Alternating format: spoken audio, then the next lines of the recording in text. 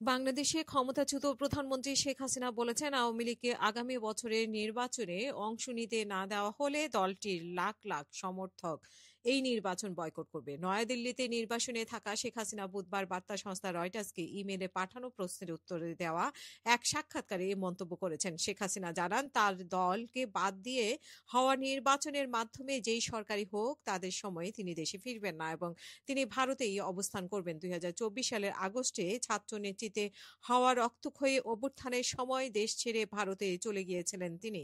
তার বিদায়ের পর অধ্যাপক মোহাম্মদ ইউনূসের নেতৃত্বে অন্তর্বর্তীকালীন সরকার বাংলাদেশ শাসন করছে। তারা আগামী ফেব্রুয়ারিতে জাতীয় নির্বাচনের অঙ্গীকার করেছে। আওয়ামী লীগের উপরে নিষেধাজ্ঞা শুধু অন্যায্যই নয়, বরং আত্মঘাতী। বার্তা সংস্থা রয়টার্সকে ইমেলে পাঠানো প্রশ্নের জবাবে শেখ হাসিনা এ কথাই বলেছেন।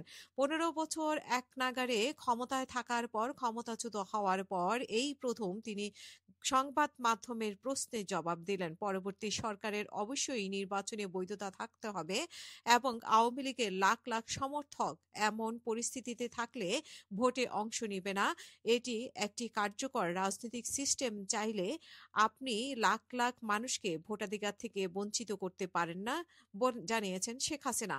বাংলাদেশের ১২,৬০,০০,০০০-এরও বেশি ভোটার আছে। আওয়ামী লীগ ও বিএনপি দীর্ঘকালীন ধরে দেশটির রাজনীতিকে নিয়ন্ত্রণ করে আসছে। আগামী নির্বাচনে বিএনপি জয়লাভ করবে বলে মনে করা হচ্ছে। নির্বাচন কমিশন গত মে মাসে আওয়ামী লীগের নিবন্ধন স্থগিত করেছে। এর আগে ইউনূসের নেতৃত্বাধীন সরকার দলটির কার্যক্রম নিষিদ্ধ করেছে। আমরা আওয়ামী লীগের ভোটারদের অন্য দলকে সমর্থন করতে বলছি না। আমরা এখনো আশা করি শুভবুদ্ধির উদয় হবে এবং আমরা নিজেরাই নির্বাচনে অংশগ্রহণ করার সুযোগ পাব, বলছেন শেখ হাসিনা। তবে তিনি বা তার পক্ষ কেউ নির্বাচনে আওয়ামী লীগে অংশ নেওয়ার সুযোগের জন্য বাংলাদেশের কর্তৃপক্ষের সাথে নেপথ্যে আলোচনা করছেন কিনা সে বিষয়ে শেখ হাসিনা কিছু বলেননি। অধ্যাপক ইউনূসের মুখপাত্ররা শেখ হাসিনার মন্তব্যের বিষয়ে প্রতিক্রিয়া অনুরোধে তাৎক্ষণিক সাড়া দেননি। বাংলাদেশের অর্থনীতি রূপান্তরের জন্য প্রশংসিত হলেও মানবাধিকার লঙ্ঘন ও ভিন্নমত দমনের জন্য অভিযুক্ত শেখ হাসিনা ২০২৪ সালে টানা চতুর্থবারের মতো সংসদ নির্বাচনে জয়লাভ করেছিলেন। ওই নির্বাচনী বিরোধী দলগুলোকে বর্জন করেছিল। তাদের শীর্ষ নেতারা হয় জেলে বা নির্বাসনে ছিলেন। বাংলাদেশের অভ্যন্তরীণ যুদ্ধ অপরাধ বিচারের আদালতে আন্তর্জাতিক অপরাধ ট্রাইব্যুনাল শেখ হাসিনার বিরুদ্ধে মামলার শুনানি শেষ করেছে। তার বিরুদ্ধে ২০২৪ সালের আন্দোলনের সময় মানবতা বিরোধী অপরাধের অভিযোগ আনা হয়েছে। জাতিসংঘের রিপোর্ট অনুযায়ী ১,৪০০ জনের মতো মানুষের যেসব নিহত হয়েছে, আহত হয়েছে কয়েক হাজার এবং মূলত নিরাপত্তা বাহিনীর গুলিতে এইসব ঘটনা ঘটেছে। একে দেশের মুক্তিযুদ্ধের পর সবচেয়ে ভয়াবহ সহিংসতা হিসেবে বিবেচনা করা হয়।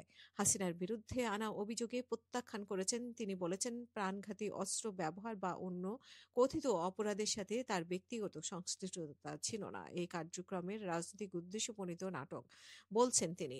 এগুলো ক্যাঙ্গারু কোর্টের মাধ্যমে আনা হয়েছে, যেগুলো দোষী সাব্যস্ত করে রায় আগেই ঠিক করা। আমাকে আগে নোটিশ দেওয়া বা আত্মপক্ষ সমর্থনের কার্যকর সুযোগ দেওয়া থেকে বঞ্চিত করা হয়েছে বলে জানিয়েছেন তিনি। শেখ হাসিনা রাজনৈতিক অস্থিরতা সত্ত্বেও আওয়ামী লীগ দেশের ভবিষ্যৎ ভূমিকা পালনে ফিরে আসবে, সেটা সরকার হোক আর বিরোধী দল হোক, এবং তার পরিবারের নেতৃত্বে দেওয়ার প্রয়োজন নেই। তার ছেলে ও উপদেষ্টা সজীব ওয়াজেদ জয় গত বছর রয়টার্সকে বলেছিলেন যে দল চাইলে তিনি নেতৃত্ব দেওয়ার বিষয়টি বিবেচনা করতে পারেন। এটা আসলে আমার বা আমার পরিবারের ব্যাপার না। বাংলাদেশের জন্য আমরা সবাই যা চাই সেখানে সাংবিধানিক শাসন ও রাজনৈতিক স্থিতিশীলতা ফিরতে হবে। কোনো ব্যক্তি বা পরিবার আমাদের দেশের ভবিষ্যৎ নির্ধারণ করতে পারে না। ১৯৭৫ সালের এক সামরিক অভ্যুত্থানে তার পিতা, ৩ ভাই, মা সহ পরিবারের বেশিরভাগ সদস্যকে মেরে ফেলা হয়। শুধুমাত্র শেখ হাসিনা ও তার বোন শেখ রেহানা দেশের বাইরে থাকায় বেঁচে যান। শেখ হাসিনা বলেন, দিল্লিতে তিনি মুক্তভাবেই বাস করছেন, কিন্তু তার পরিবারের সহিংস ইতিহাসের কারণে তিনি সতর্ক থাকছেন। কয়েক মাস আগে রয়টার্সের এক সাংবাদিক শেখ হাসিনাকে লোধি গার্ডেনে হাঁটতে দেখেছিলেন। তার সঙ্গে দুজন ব্যক্তি ছিলেন যাদের তার নিরাপত্তারক্ষী মনে হয়েছিল। তার পাশ দিয়ে যাওয়ার সময় তারা তাকে চিনতে পারছিলেন। তাদের প্রতি তিনি মাথা নেড়ে সাড়া দিচ্ছিলেন।